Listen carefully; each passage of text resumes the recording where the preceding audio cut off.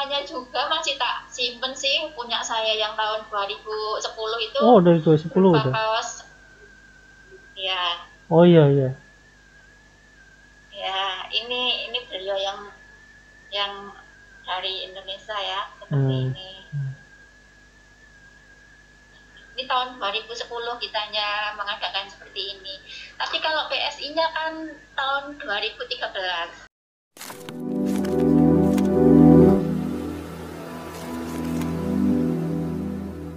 Ya guys, assalamualaikum warahmatullahi wabarakatuh. Welcome back to my channel Detektif Budi. Kali ini saya mewawancarai salah satu dalam tanda kutip korban dari bisnis Yusuf Mansur ya.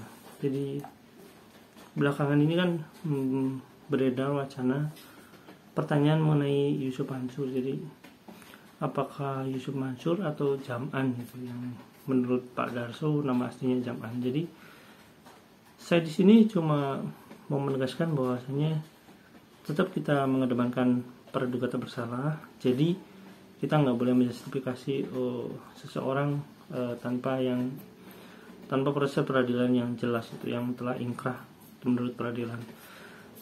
Nah kebetulan ibu ini dulu bekerja di luar negeri dan banyak pengalaman juga dengan saudara YM ini. Saya menyebutkan masih Yusuf Mansur ya, karena di beberapa brosur masih Yusuf Mansur, dan di beberapa media sosial juga Yusuf Mansur. Cuma baru-baru ini ada wacana Jam'an. Emang ada, saya punya video khusus yang memang ada tulisan Jam'an juga gitu, yang rilis dari Yusuf Mansur itu sendiri. Oke, jadi teman-teman, andai saja misalkan saya disuruh minta pendapat, bagaimana sih pendapat Anda mengenai kasus ini? Menurut saya sebenarnya kalau misalkan kasus ini benar, kasus ini saya juga tidak meragukan ibu-ibunya ya, cuma tetap proses peradilan yang kalau belum ingkrah ya kita belum bisa menjustifikasi. Saya tetap mengatakan baik andai kata mungkin kasus ini benar atau mungkin tidak. Andai kata kasus ini benar, Yusuf Mansur itu gampang sebenarnya, nggak perlu nyuruh orang datang ke rumah Yusuf Mansur sebenarnya. Cuma tinggal Yusuf Mansur mengumumkan di Zoom, misalkan di Zoom-nya gitu, di acara Zoom-nya diumumkan melalui misalkan di sosial media dia kan ada Instagram, ada Facebook gitu yang jumlahnya jutaan, bahwa dia menjadwalkan Zoom itu, diumumkan bahwasanya orang-orang yang misalkan kita selesaikan di Hotel City-nya dulu gitu. Kalau misalkan ini menurut pendapat saya ya, kalau misalkan Yusuf Mansur mau menyelesaikan masalah ini, tinggal dia diundang lah. Atau misalkan 1 minggu pertama 100 orang, 2 minggu pertama 200 orang gitu. Kalaupun katanya tinggal 400 orang, berarti kan cuma tinggal 1 bulan tuh beresin. Kalau saja misalkan orang-orang ini dikasih pemberitahuan bahwasanya kegagalan prestasinya karena bla bla bla ini, saya ingin menyelesaikan masalah ini dengan baik, saya menjadwalkan orang-orang yang tercantum di database dia gitu, misalkan minggu pertama ini gitu, dan melalui Zoom semuanya bisa diselesaikan dengan baik. Tapi karena sekarang udah masuk ke ranah peradilan ya, kita lihat saja yang namanya peradilan itu tetap ya bukti yang bisa menunjukkan gitu. Walaupun sebenarnya dalam beberapa kasus itu memang bukti-bukti kadang-kadang tidak kuat, tapi tetap masih bisa dihukum karena hal-hal tertentu gitu. Oke, itu kembali ke ranah peradilan ya. Oke, jadi sekarang kita langsung saksikan aja dulu ibu ini, dan karena kedepannya juga saya akan mewawancara beberapa orang yang mungkin bisa memberikan penjelasan tentang kasus dia terhadap bisnis-bisnis yang berkaitan dengan tanda kutip Yusuf Mansur gitu. Oke, saksikan langsung ya guys. Check it out. Oke teman-teman, jadi ini perkenalkan dengan ibu siapa namanya Bu? Gila. Bu Yilwa. Jadi ini termasuk senior di Paytrend ya. Sebenarnya dalam kasus Paytrend itu sebenarnya banyak teman-teman yang lama katanya dari VSI menuju ke Paytrend. Nah itu kasus dari VSI ke Paytrend itu banyak yang semacam kayak ditinggalkan begitu saja gitu. Nah sebenarnya walaupun kasus biasa itu emang sebenarnya dari awal aja udah melanggar gitu. Ya teman-teman, jadi Ibu Yulwa ini ketemu Yusuf Mansur dulu, pernah ketemu ya Bu ya? Pernah, sering bahkan. Pertama ketemu kapan Ibu? 2013 di luar negeri, Di mana tepatnya Bu? di Hong Kong. Oh di Hong Kong. Jadi Ibu dulu sempat kerja di luar negeri di Hong Kong.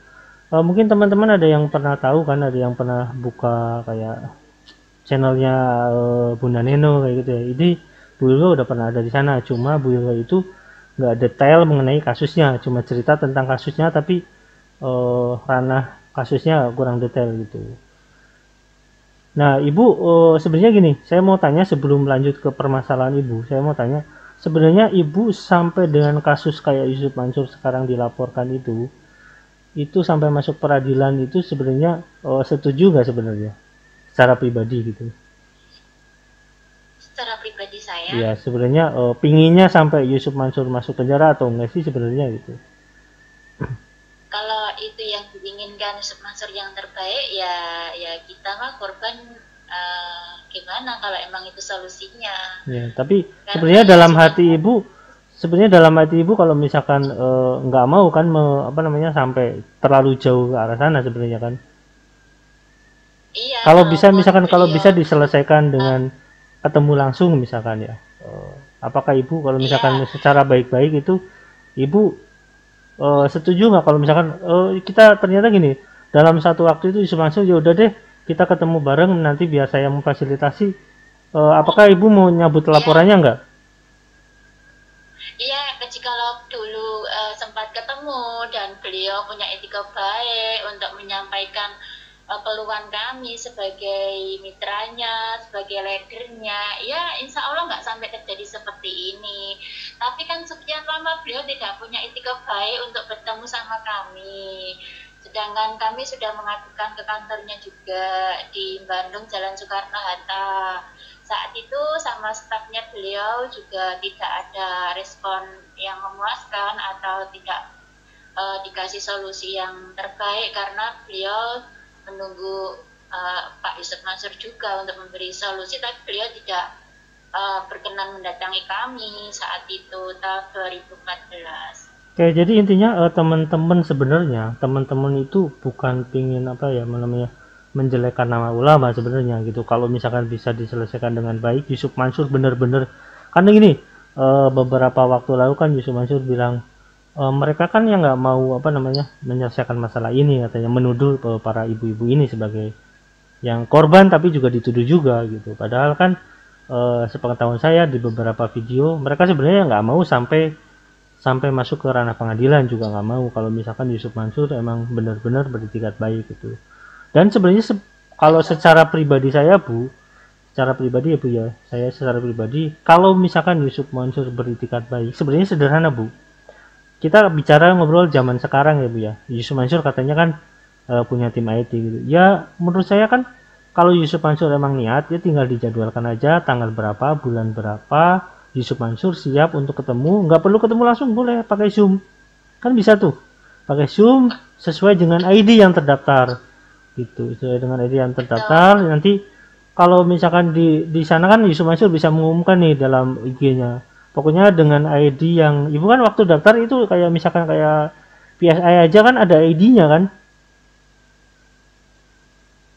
ada ID yang terdaftar kan Bu, dikasih ID. Ada data lengkapnya dan Nah, sebenarnya kalau misalkan Yusuf Mansur mau menyelesaikan masalah ini pandangan sebagai saya yang paham dengan IT juga sebenarnya.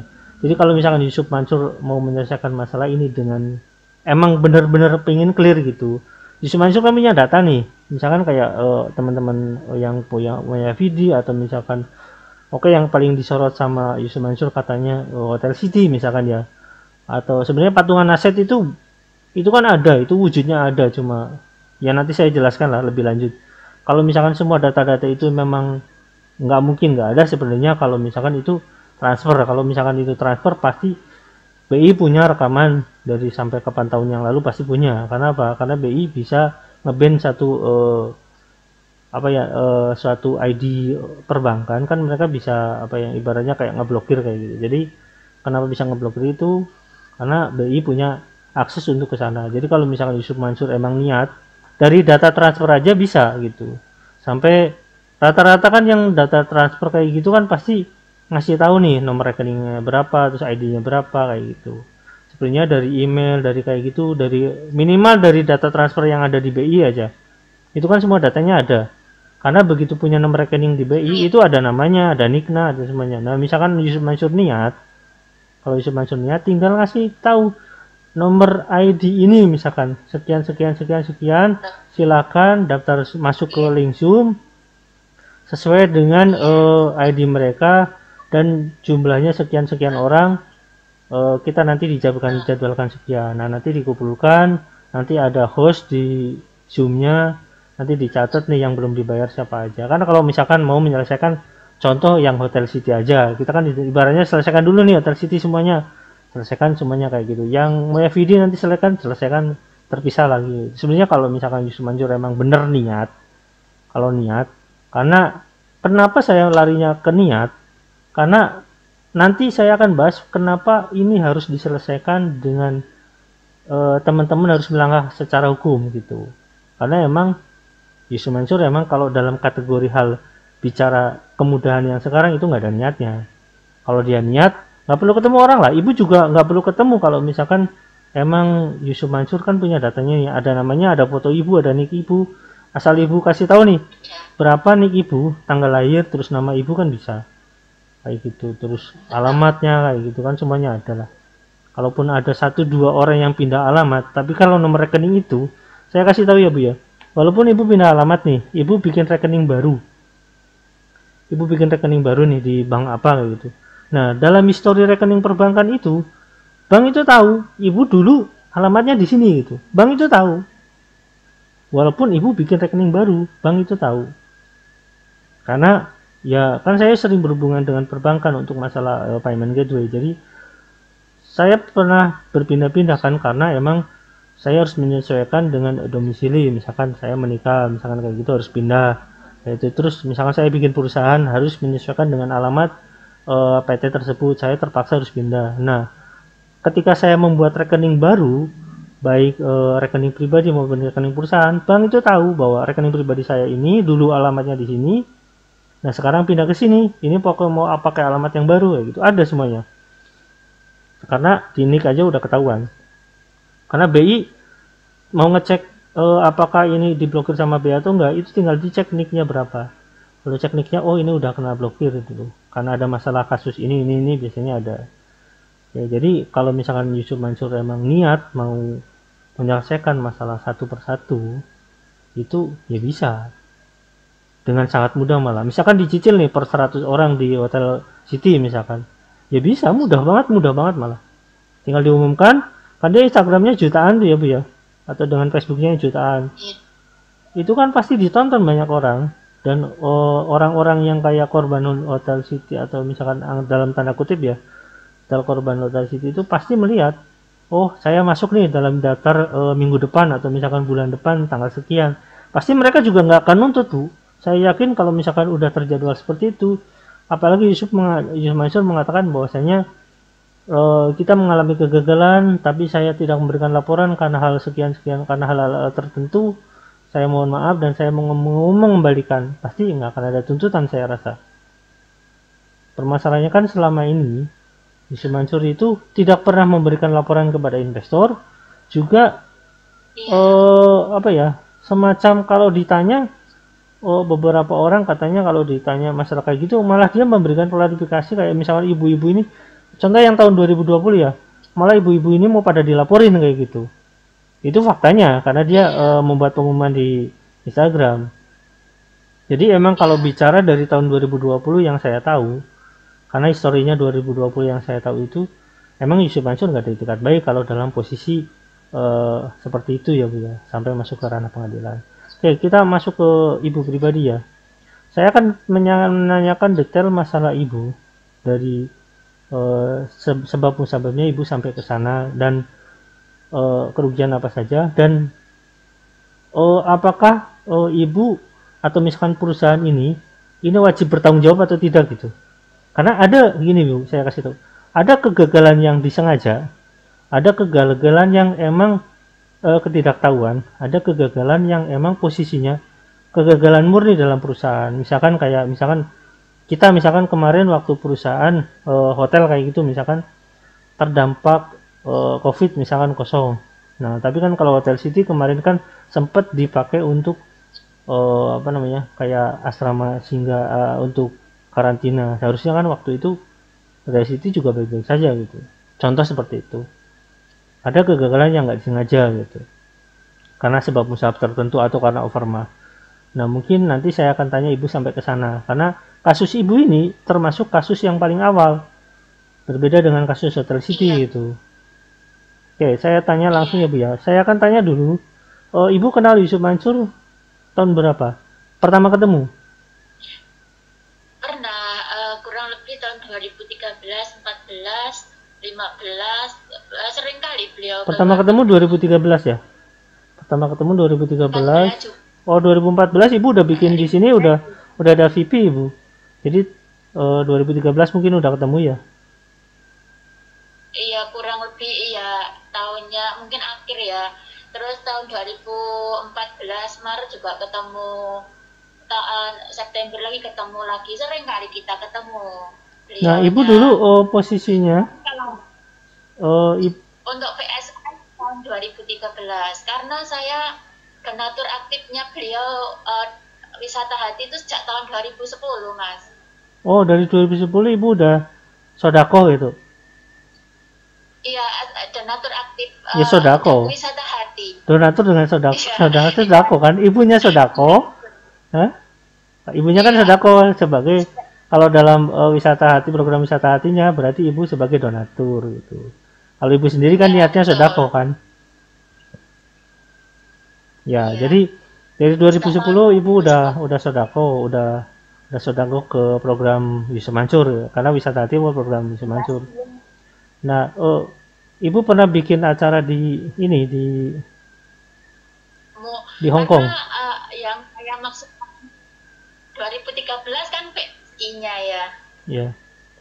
Program muncul PSI. Nah, sebelumnya kan cuma mengaji. Tahun 2010 kita pernah ketemu juga karena kita mengadakan, saya ikut jadi volunteer dompet doa di majelis. Nah gini Bu, saya mau nanya Bu. Ini kan kemarin juga ada klarifikasi Yusuf Mansur, katanya Yusuf Mansur nggak pernah ngumpulin uang, nggak pernah ngondisikan uang sedekah. Itu dari tahun itu udah ada nggak acara sedekah-sedekah itu? Loh, dari luar negeri itu sejak tahun 2010 sudah ada donatur aktif yang tiap bulan 300.000. Itu kalau yang pengajian? Kalau pas ada pengajian? Pengajian juga ada ya. Itu uangnya kemana Bu? Apa Mas? Uang donasinya kemana? Uang sedekah yang terkumpul itu kemana saat pengajian itu? Kalau transparansi tidak ada. Saya kurang tahu kalau itu panitia dalam dengan beliau sendiri. Panitia daku. Akhir-akhir ini saya tahu dan nanti saya kirim audionya ke Mas Ajit. Itu panitia daku dulu. Dulu yang di luar negeri juga panitia daku yang bikin. Bukan. Oh. Bukan. Itu yang untuk event di luar negeri ya panitia di luar negeri. Tapi untuk sedekah ya ke beliau, bukan ke panitia itu. Karena kan gini Bu, waktu di Malaysia itu kan Yusuf Mansur bawa berapa miliar tuh yang sempat ditahan sama bea cukai karena melebihi uang yang ditetapkan di satu perjalanan gitu, ditetapkan di satu karena kita nggak boleh bawa uang cash terlalu tinggi, kalau nggak salah itu sekitar 11.000 US dollar itu yang boleh dibawa karena berdasarkan peraturan di perbankan kalau nggak salah itu.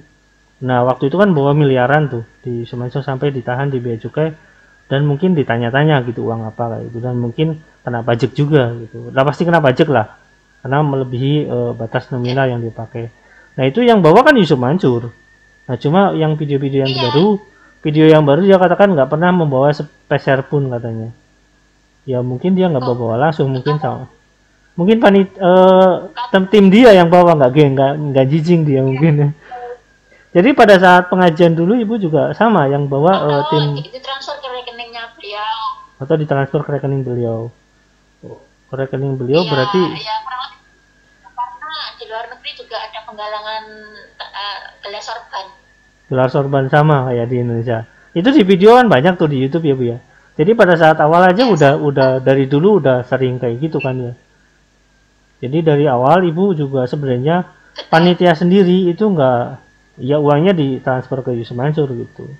Dan untuk kayak dompet dua apa kan di sana kalau misalkan ada uang sodako atau uang apa kan mereka ngasih tahu nih kegunaannya. Ya kan ya Bu ya. Karena di Betul websitenya kalau ada. Kayak misalkan gini kayak ATC. ATC kan saya tahu karena saya kan juga relawan lah dan saya tahu setiap saya melakukan kegiatan di ATC itu saya selalu memberikan laporan baik foto terus kegiatan acaranya jamnya terus uh, sasarannya apa itu selalu memberikan laporan walaupun saya cuma sekedar relawan gitu karena saya mencoba membantu masyarakat lah gitu melalui ATC. Nah di ATC kan seperti itu. Nah untuk Yusuf Mansur sendiri pernah nggak laporan dari Yusuf Mansur bahwa kegunaan uang ini ke panitia kegunaan uang itu? tidak ada, cuma dulu ya bilangnya untuk dagu gitu. Enggak, maksudnya Untuk rumah laporan. kami. Laporan enggak? Kalau cuma bilang bukan laporan. Kalau laporan transparansi tidak ada. Laporan keuangan gini, kalau kayak ATC, itu di website aja nih, ada nih Bu kegunaannya. Misalkan kayak ini untuk kegiatan sosial di banjir mana, sekian jumlahnya, rinciannya itu detail kan ada. Jadi Yusuf Mansur kan nggak ada ya. Tidak, Oh, jadi tidak ada. pertama Ibu kenal dari pengajian-pengajian terus kayak gitu ya. Terus Ibu mulai Betul, kita undang di luar negeri tahun 2010. dari 2010 Saya Ibu. jadi donat.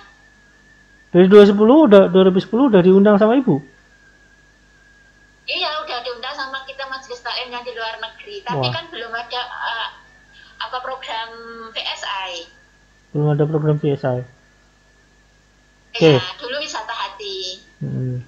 Jadi masih sekedar kayak dakwah ya Bu, kayak dakwah aja gitu lah. Ya, Oke. Hong Cemerlang bersama Yusuf Mansur. Dulu judulnya begitu tahun 2010.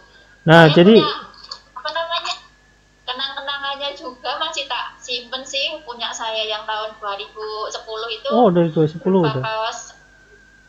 Ya, Oh iya. ya ini beliau yang dari Indonesia ya seperti ini. Ini tahun 2010 kitanya mengadakan seperti ini. Tapi kalau PSI-nya kan tahun 2013. Jadi belum masuk ke PSI, saya kasih tahu ya. Dulu saya emang udah dengar sih, karena kan pada saat 2011 itu saya juga udah punya kantor keuangan gitu lah.